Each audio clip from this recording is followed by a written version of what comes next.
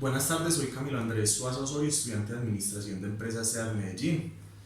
En la tarde de hoy me encuentro con el doctor Nelson Fernando Gómez, abogado titulado, para realizar el ejercicio académico de la asignatura Cultura Política. Doctor, buenas tardes, ¿cómo se encuentra? Buenas tardes, Camilo. Muy bien, gracias a Dios. Doctor, eso es un ejercicio netamente académico para la asignatura Cultura Política del programa en el cual me encuentro inscrito en la actualidad. Le voy a hacer una serie de preguntas para que por favor me las responda. Por supuesto. Doctor, ¿qué diferencias, similitudes y relaciones hay entre Estado, nación y gobierno? Bueno, realmente hay muchas más similitudes que las diferencias en sí que puede haber desde el punto de vista casi que filosófico de lo que comprenden el concepto de estos tres conceptos. Eh, Más que el Estado, la nación y el gobierno, digamos que componen estos tres conceptos componen un global de lo que uno conoce también como un país, digamos como el tema de Colombia. El Estado se refiere más pues al tema de todas las instituciones que componen esta nación para que puedan, digamos, funcionar en el ejercicio de lo que define la Constitución y la ley.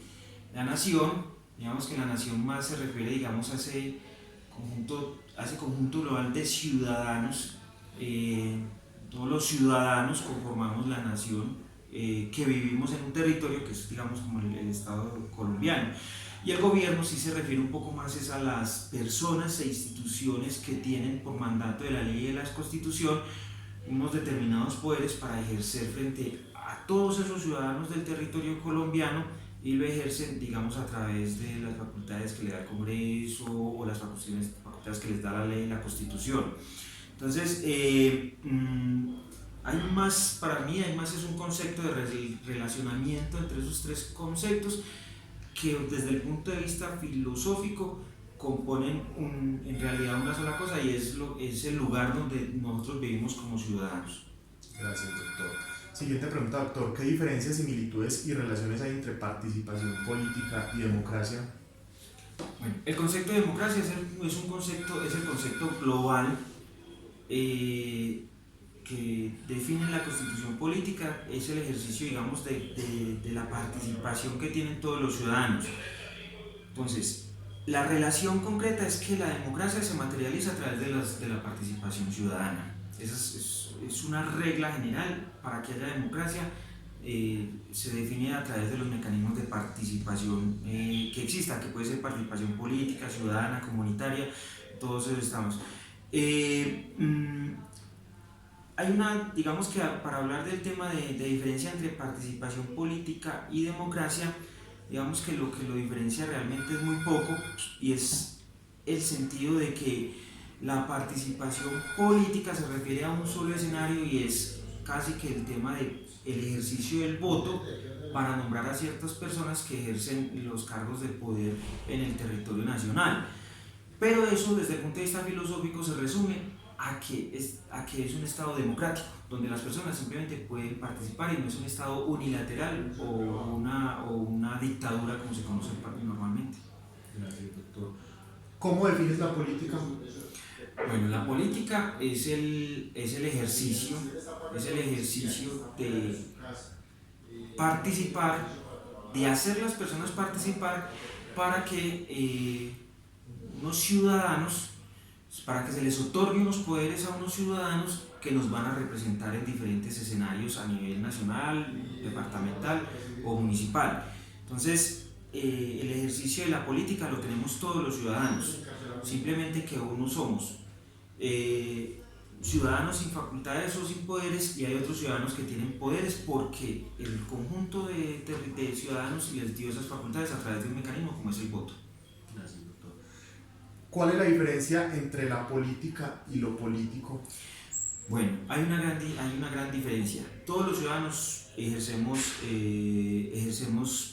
política, digamos, de diferentes maneras, pero el tema político se refiere exclusivamente a aquellos ciudadanos que buscan los beneficios de la democracia a través de los demás para poder llegar a unos cargos de elección popular.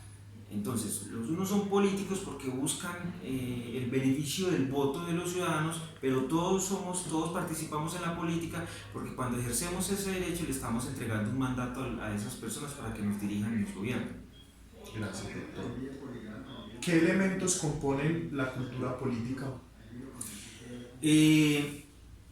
Pues primero, hablar de cultura política sí es, digamos que es un tema es un tema bien complejo, y es más porque esa cultura política tiene muchas situaciones complejas, en el sentido de que como hay pluralismo, como hay un concepto que denominamos pluralismo, pues las formas de pensar de los ciudadanos son muy diferentes. Una forma de materializar la cultura política es el ejercicio del sufragio, el ejercicio del voto, o el ejercicio de los mecanismos de control, o los mecanismos de participación ciudadana. Esos son elementos que componen la cultura política. Gracias, doctor. Doctor, ya para terminar, ¿qué elementos involucra el ser ciudadano y cómo definirías los derechos y deberes del ciudadano?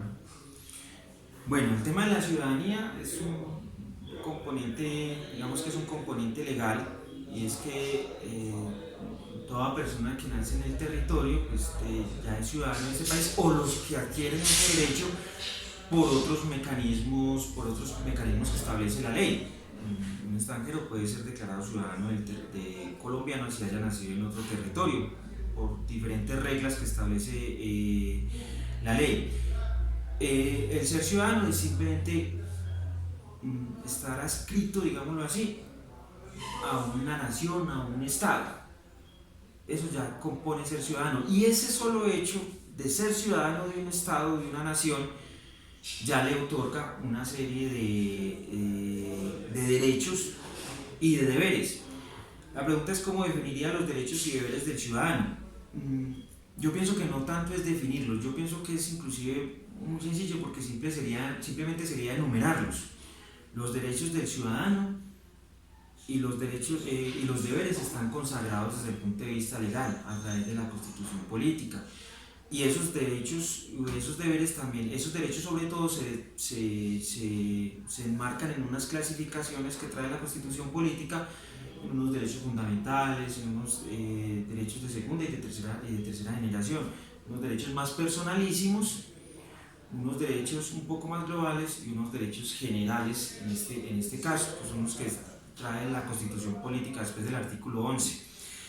Y el tema de los deberes del ciudadano también, pues por el solo hecho de ser integrante o ser participante o de ser ciudadano, pues no solamente le otorga una serie de derechos, sino una serie de deberes. Le voy a colocar solo un ejemplo ahorita que hablábamos de participación política.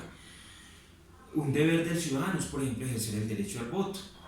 Ese es un deber, no solamente es un derecho, sino que es un deber. Pero muchos derechos se configuran también en deberes y están, digamos, relacionados o estipulados o consagrados a través de las diferentes leyes, inicialmente a través de la Constitución política. Doctor, muchísimas gracias. Sé que a través del servicio académico mis compañeros de la asignatura Cultura Política van a sacar el máximo provecho, y en nombre de ellos le agradezco, y en el mío propio. Muchísimas gracias, doctor. Claro que sí, por supuesto. Esos son, digamos, es el concepto de que uno no solamente como abogado, sino que todos los ciudadanos deben entender mínimamente, digamos, también unos conceptos básicos que se establecen desde la Constitución política alrededor de este tema. Muchas gracias, doctor.